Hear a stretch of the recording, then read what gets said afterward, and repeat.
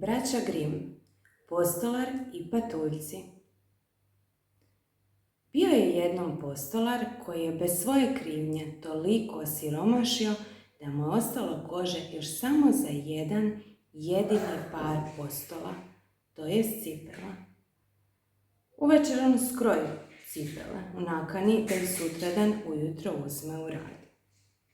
Imao je čistu savjest pa je mirno legao u postelju na počinak.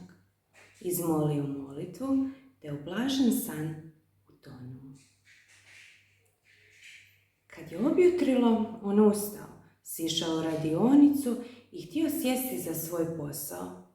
Kad ono, gle čuda! Obje postole, lijeva i desna, već gotove. Obje sasvim dovršene stoje na njegovu stolu. U čudo zapao postolar i nije znao što da na to kaže.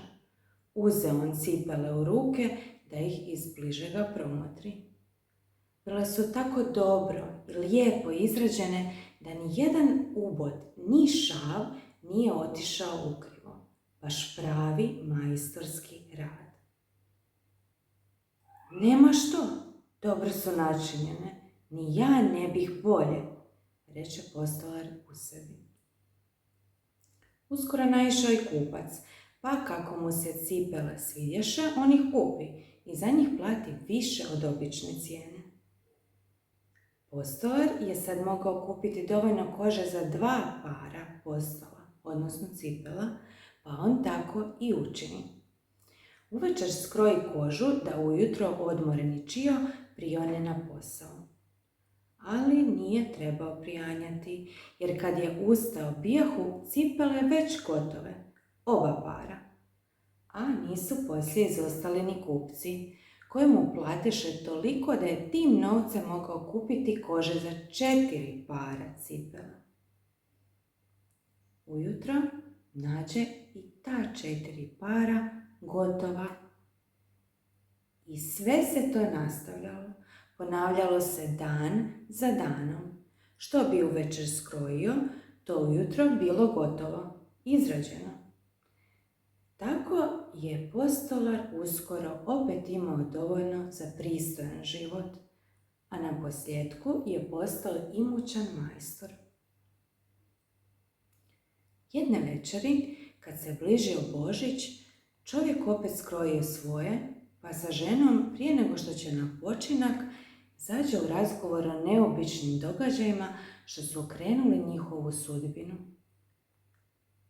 Kako bi bilo da noćas bdimo i vidimo tko nam to pruža takvu ruku pomoćnicu? Žena bijaše sporazumna.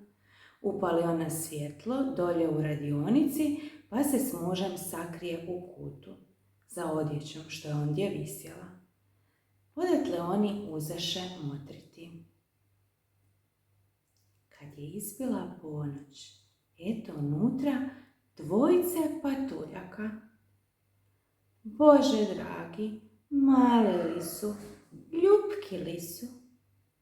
Sjedaše oni na klupu za postolarov radni stol, dohvatiše skrojene kože, primiše ih svojim spretnim prstićima, pa udri okretno i žustro bosti, šiti, prošivati, zatezati i kuckati, sve tako brzo i vješto da je postolar izvalio oči od golemoga čuda. Nikad majstor u svome životu nije vidio da se cipele prave tako hitro i lijepo. I nisu mališani prestali sve dok nisu sve uradili. I dok par do para nije bio poredan na stolu. Tek tada odoše odande iz radionice. Kad je sanulo jutro, kaže žena mužu: tako, sad znamo, patuljci rade za nas, oni su nas učinili bogatima, pa bi bio red da im mi pokažemo koliko smo im zahvalni. Jadni, mališani idu po svijetu naokolo, a na njima, nala, odjeća slaba i nikakva, te se moraju smrzavati.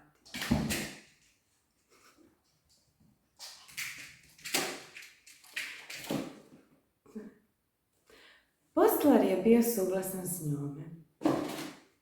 Znaš što? Nastavi žena. Primit ću se posla pa im skrojiti i sašiti. Jednomu i drugomu.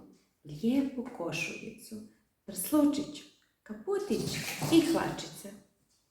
I obojici isplesti par čarapica. Ti im pak načini svakome par malih cipela.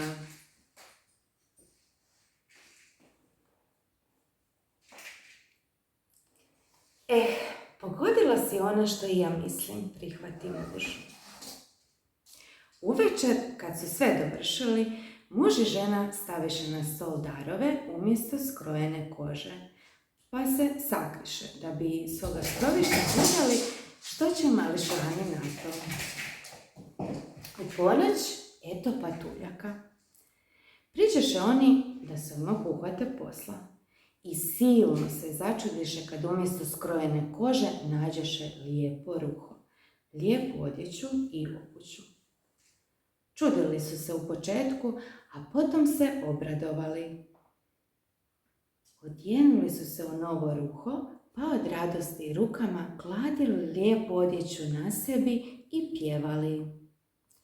Baš smo zgodni, čemu kriti, lijepi smo i naočiti. Od sad ćemo ljepše živjeti, postolari prestati biti. Igrali su i plesali, skakali i pocupkivali po stolcima i klupama i na kraju odplesali na vrata van. Od onda se nisu pojavili, ali je postolaru bilo dobro. Sreća ga pratila u svemu čega bi se prihvatio i lijepo je tako poživio sve do smrti.